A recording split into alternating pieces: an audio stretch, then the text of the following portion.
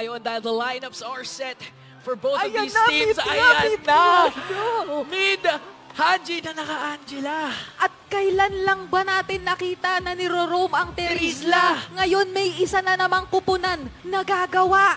Kakaiba ka agad ang nilalabas. Grabe yung mga first matches natin today. Oo nga, ang saya-saya. Ibang-iba na kaagad yung mga Oo. nilalabas. Even yung match number 1, may iba na. Pero ngayon, Yes. papasok na tayo dito Huy! sa ating Land of Dawn at nag-iingay na ang dalawang fans ng dalawang kupunan ngayon. Napaka-ingay dito sa Makati, sa Green Zone Hotel dahil magtatapat ang Aurora. Pero ito na, i-release na natin ang ating mga manlalaro dahil magbabakbakan na sila sa Land of Dawn. It's gonna be game number 1, Aurora MLBB versus Blacklist International. And looking at the lineups, Bri, sino dapat lamang dito early game? Oh, kung ako lang, tumitingin tayo sa isang league. Siyempre, gusto nating isipin kahit paano na meron tayong aasahan na pagpanig dito. But then at the same time, looking at the mid, ito ay napakagandang, kumbaga, panlamang sa early. Nasa side din ng Blacklist ang Angela at ang Terizla. Ay, oh. Napakasakit nung dalawang yan magsanib puwersa sa mid lane ngayon. Makikita mo kahit may mga mailapag na nightmare spawn dito. Basta't mahampas ng maso, mapoke lang dito. At yung Angela na to, by the way, yung noong nakaraang season man ay nakita din natin na aggressive Angela na naka-impure rage at possibly, hindi mo Yung mga alam. fumiflaker pa paharap, no? Oo. Si Haji na yan the KDA machine, talagang minamama niya sa early game dito si Yu. Nakita natin sa Keys to Victory that very crucial ang magiging performance dito ng trio mid, pati na rin ang pag-rotate ng ating mga junglers dito. So dito talaga natin makikita pa lang, especially sa first turtle kung sino nga ba talaga? At saka ang interesting nito kasi to think na possible perks, parang okay lang, lapag ka, tingnan mo, isang combo-combo lang nung maso-maso, parang i-dedicate niya pa yun sa nightmare spawn. yung mga ganong, kailangang sagot ay hindi ka matakot sa Zask. Yung parang kailangan ay isusugurin mo raw siya. Of course, as much as possible din, preventing yung magiging snowball. At ngayon naman ay, surprisingly, hindi rin naman tayo sobrang nagkakakita ng tagpuan sa dalawang teams natin. Wala pa, testing the waters pa lang yan, pero ito muna pagtatakbo kay Perks. Napibigyan na bago mag-turtle, so this is really crucial for them. Pero ito ang gusto ko din makita is yung performance ni Outplay kasi we rarely see him sa MPL, although naka-line up na siya before with Liquid Echo. But this time, may chance na kasi siya mag-shine Oy! Oy! Binabawian, Flicker! Flicker muna para kay Perks at malaking bagay yun ngayon for Aurora MLBB as Lord JM go. Sabi niya kailangan may kapalit na Flicker din para kay Rene J. Para quits lang. Quits lang ang habol natin dito. Hindi naman pwede maglaro ng MLBB nang walang trade Oo. Kailangan meron. Di ba? May 3 umalis, may 2 natira. Parang ganun lang. At hindi naman nagsimula ang turtle basta-basta. Oo. Kaya okay pa rito ang dalawang kupunan natin sa kung ano man kanilang magiging intensyon para sa paparating na possible turtle objective. Pero sa ngayon, kasi si Demon kahit nasa bandang ibaba, yata siya, iba ang kanyang tatargetin. At si Outplayed ngayon na may flicker naman na mababurn para mabuhay at pasagip ang sarili niya. At parang hindi na nga ata magkakondest dito ang Aurora for the turtle. Kaya naman Blacklist International, binaburst lamang ang magiging unang turtle. Mapumunta nga sa kanilang kamay. Hahanap sana ng trade dito ang Aurora, pero unfortunately, nakatakas si Outplayed. Oo, naipanalo ngayon ng Blacklist International yung trades. After successfully rin makabuhay naman ni Outplayed doon sa bandang ilalim. So, crucial din talaga sa mga ganitong punto. Basta't walang impormasyon, hindi ka maglalalim gaano. Nakikita mo naman, ano bang mga kadalasan natin na sasaksihan? Talagang mga XP lanes ngayon, yung game, yung pinaka-pinupuntirya din ng rotation kadalasan. Tsaka yung mga dive din talaga, no? The Edith, yung ano pa, yung Mayoyo, nakakalimutan ko. Si Sisi kasi pero ito baka magsisi dito yung Aurora dahil pinupunta lang kasi ng Blacklist. Sino unang mag-setup dito? Si Perks may ulti pa, so pwedeng igasa. That's so much space created pero hindi pa rin naman makaka-energy shields ngayon si Outplayed. Maganda naging pagkakaantabay doon ni The Healman, ni Rene J. Para maantabayanan din dito si Doming. Naka-Bruno at isa rin to sa, hindi lang tayo nagtatapos sa surpresang binibigay sa atin ng Blacklist sa Terizla Roam sa Angela Mid. Ito ring pagbabalik ng Bruno ni Doming na pinaninindigan ng Aurora. Oo, tsaka kasi nung sa draft talagang pinuruhan yung gold lane matchup Binigay nila kay Outplayed yung Hagat at making sure na madadalihan siya sa lane. Pero so far, so good pa rin naman kay Doming. And ito yung mga hero na hindi mo pwedeng iwan basta-basta lang. Like the Moscow. Kasi kung hindi, magtatrabaho lang yan eh. Magtutulak lang yan, mamaya wala ka lang Torre pag hindi mo pinagsintusan yung Bruno eh. Oh, medyo ramdam mo nga na even for Aurora, may priority sila onto Doming, onto doon sa kanilang nagiging gold lane. Kaya doon yung naging first rotation earlier. Pero sa ngayon ay talagang napakaingat. Yun lang ang masasabi ko. Napakaingat nung dalawa nating kupunan. Wala masyadong nag-overextend. Wala masyadong kumbaga lumalalim. At tansyahan lang kung tansyahan. Kaya naman excited na tayo para dito sa ating magiging possible turtle fight na sinimulan na nga with the guiding wind used by Rene J. Alam mo si MP, gigil na yan eh. Pinduto na yan eh. Nakaano pa naman siya. Naka-Martis pa naman siya. So gusto niya talaga ma-utilize yung early game power spike niya. Pero second turtle na up for grabs. Dalawang kupunan natin. Nandito pa rin naman. Oo. Kung may pwesto pa. At unti-unting naghahanap ng buwelo. Laos International and Aurora MLBB. Pero sa ngayon ay mukhang ang Aurora ang medyo na-poke. Ginamitan na rin ang curtain call. Ngayon ay napawasan.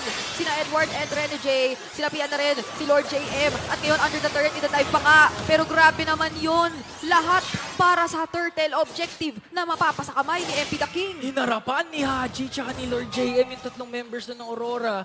Ensuring na hindi makakagawa ng play doon. Pero sabi kasi ni Demon Kite, sige, alam na namin lamang kayo sa mga clashes. Alam na namin lamang kayo sa early game. Try namin as much as possible i-extend yung laro na ito by split pushing. At yun yung ginagawa ni Demon Kite all throughout.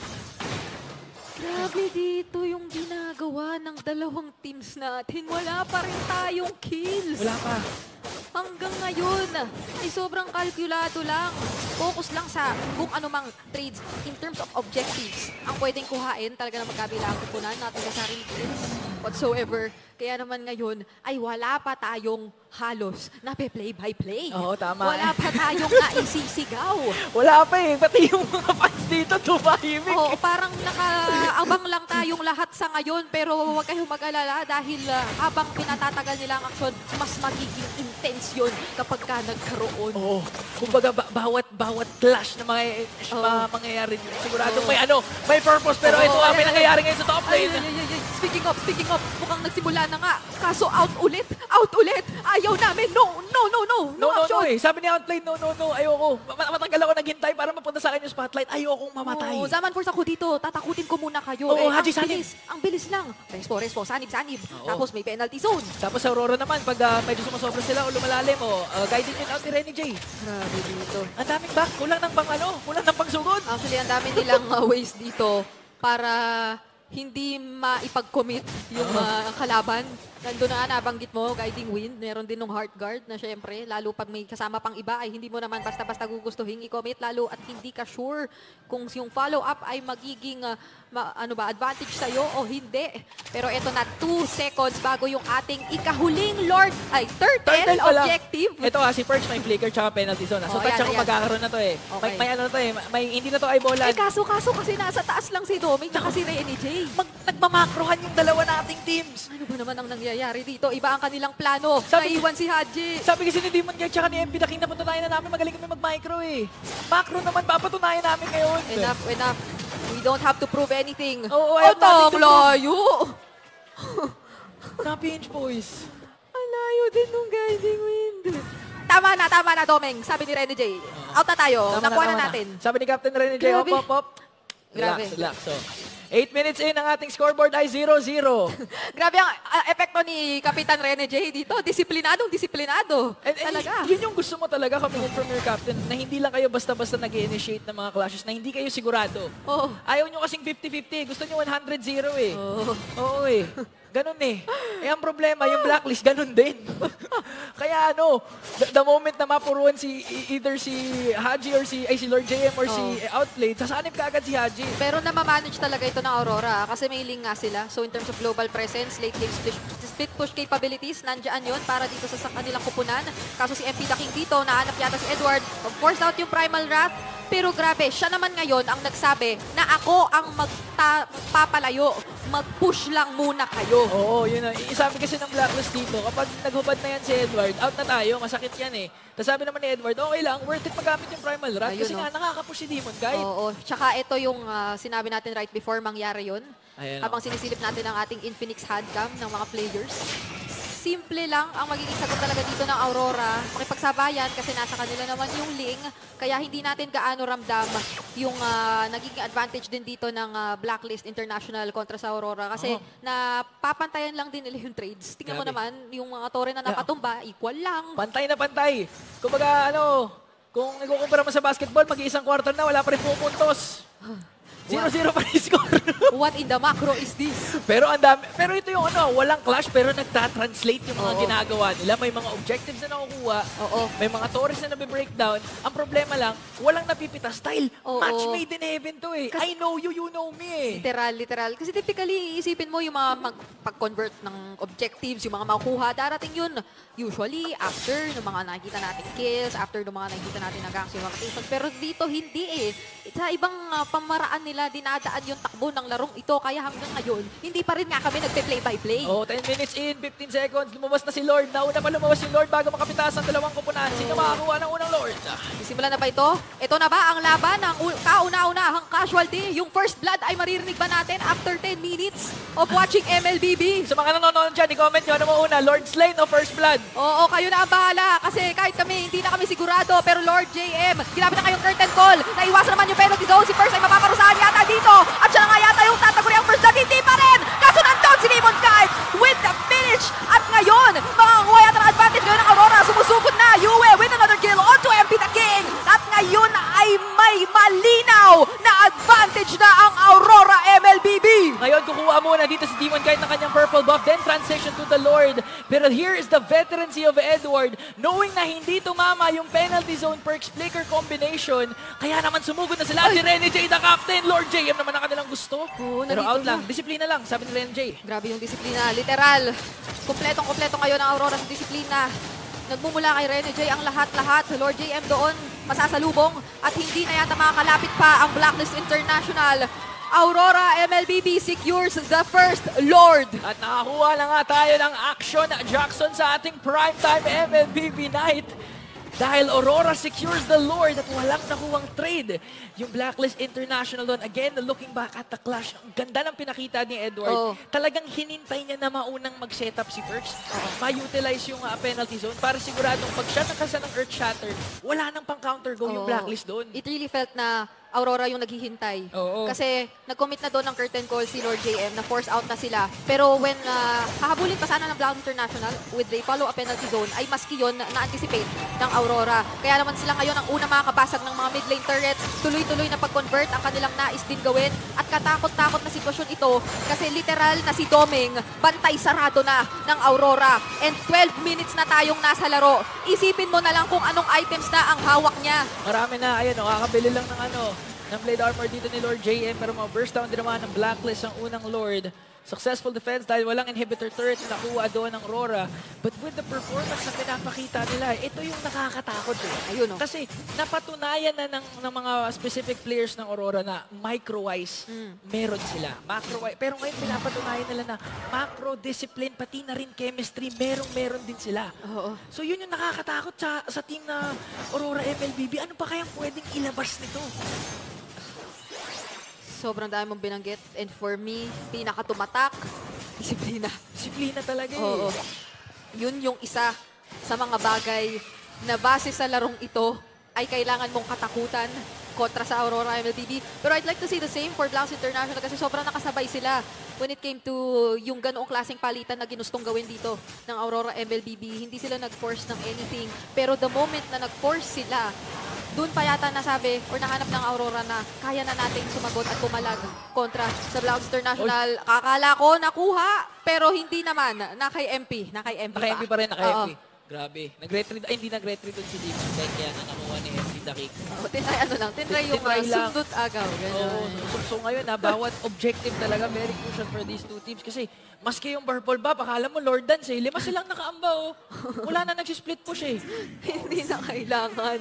Nagawa lang ni Demon Kite nung simula. Lamang na sila ngayon sa mga tore. And yun yung kinapitan ng Aurora MLBB clearly kaya napatagal ng ganito or kaya kahit na sobrang aggressive din or nag-attempt ang Blacklist International ay hindi naman masyadong naramdaman So, eto ba ang ibig sabihin ni Demon Kite na excited na akong mag-assassin? Hindi dahil sa gusto kong maghanap ng laban. Kasi gusto ko i-secure agad-agad as much as possible yung mga magiging panalo namin para hindi na kami mahirapan. Oo, nakita natin kanina nung early parts of the game, lahat ng turtle napupunta kay MP. Oo. Kasi si Demon Kite pala may ibang plano. Gusto niya kumuha ng torre.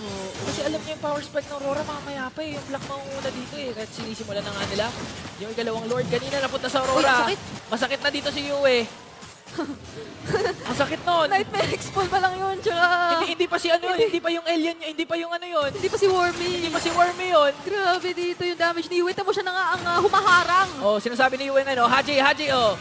Haji, ito ba yung tinuro mo sa akin, Haji? Ay! Lord JM, susugurin na ngayon ang Aurora. MLBB gusto na talagang ilaban ito. Nandoon yung penalty zone mula kay Perks. Pero mukhang kahit paano ay nakabuelo ang Aurora. Mapapatumba na si Perks dito. Isama mo pa si Outplayed. Ngayon, pero si MP the King nakuha yung Lord. Kaso isa-isa nang nawawala ang mga miyembro ng Blacklist International. Haji is down as well. And that's a wipeout! Wipeout for Aurora as the 5 members march in the top lane. My Lord yung Blacklist, kaya madedelay pa naman ang kanilang pag-opensa. Pero I think this is endable, Brigida! Sumugod na si Edward, sabi niya, itore nyo na, hindi na natin patatagaling ang labang ito na kanina pa naging tahimik. Mapapasa kamay ng Aurora ang unang... Maliwanag ang ating stadium Oh, dahil nakita ng Aurora yung ilaw. They see the light within.